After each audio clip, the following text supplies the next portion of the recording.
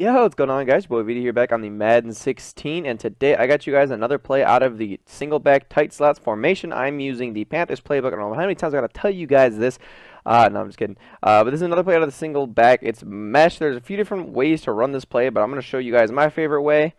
Uh, all I like to do is I want to streak my A receiver like so, block my running back, and slant my X receiver. And usually I like to look at the slant, the drag, and then the corner out. So I'm going to snap the ball, and I'm going to see that the drag is wide open. If you wait a little bit longer, the corner out might get open. But so those are basically going to be your reads. Once again, it's match out of single back tight slots. See right there? Just like that. We want to streak our A receiver. If you max protect by hitting LB or L1 and then up on the right stick, it'll block your running back.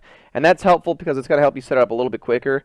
Because whenever you first come to the line, you can only make one hot route before you have to wait for your offense to set. So usually I streak my receiver, then max protect, and then I'm able to slant my X receiver like so. So I'm going to snap the ball, and I'm going to see that the B route is going to be able to break open because that looked like it was man coverage. We're going to have to wait. Yeah, see, that was man coverage. So I knew the corner route was going to be able to break open there. I'm going to show you guys this setup one more time. And like I always show you guys, what's cool about this formation, like I said, not always, but just one time I got to show you guys that you're able to flip this play, which is incredibly useful because of this corner route. This corner route is incredibly hard to stop, and you're able to flip it without giving giving away. I don't know. It's kind of, I guess it's kind of hard to explain, but well, I guess it's not really hard to explain. It's just simple because you can flip the play and your defense or your offense doesn't move around. So we're gonna snap the ball. We're gonna see that the slant is. Whoa! Just kidding. I don't know where that guy came from. I guess that was a bad read on my. I was kind of rushing myself there. I don't know where that guy came from to stop that slant, but I'm gonna show you guys this one more time. Then I'm gonna show you guys another way to run the play. So I'm going to max protect there. It's going to block my running back. See that? Then I'm going to streak my A receiver and then slant my X receiver. When I snap the ball, I'm going to see that it's man coverage. So the corner route is going to be open as soon as he breaks. So that's what we're going to hit. And now I'm going to go ahead and show you guys a different. Hopefully you can't hear my dog bark. My dog's freaking out over there.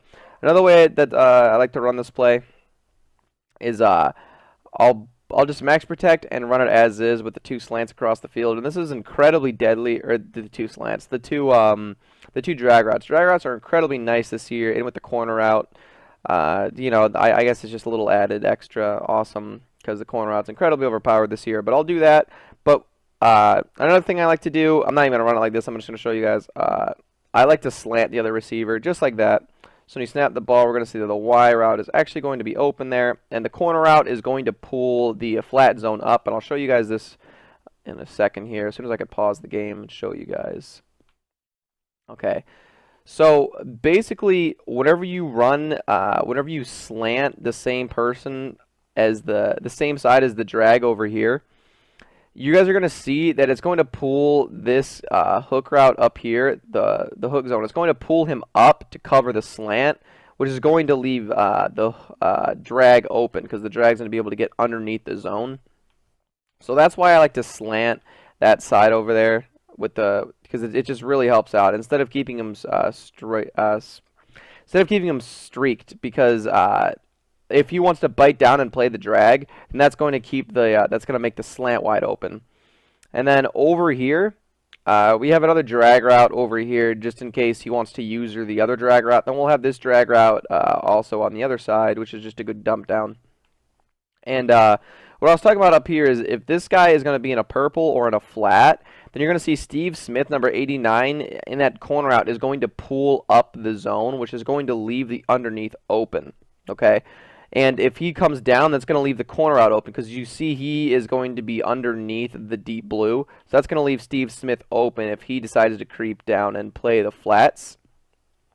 So it's just a really good concept for beating zone coverage like that. And also this guy up, this is really good for beating man coverage. And so are the drags. The drags also beat man coverage, which means that this is both a man beater and a zone beater no matter how you set it up. Even if you do the first setup I showed you guys where you streak the A like that and then slant the 2, just like that, they both beat man and zone. They're both going to be open. Oh, wow. Really, Mike? but they will both beat man and zone coverage. You just whether you can make the right read or not. Sometimes people come out and press man coverage, they're just gonna mimic the drag route. Sometimes that happens, sometimes it doesn't, guys. The man coverage is just incredibly ridiculous this year. You never really know what it's going to be like. But for the most part, it is a man coverage beater. But this is my favorite way to run it like this. Snap the ball, the corner route's going to be open because it's man coverage, so we're going to go ahead and dot him up. Come on the play again. Fadewood. There we go. I guess that was like that weird cover 2 sink play, but because Steve Smith was in man coverage in that play, if you guys could see that Steve Smith was manned up with I don't know who is that? Is that Deion? I think that's Deion Sanders. So you guys are seeing, I think Deion Sanders has like 99 man coverage, and he's still able to easily beat him.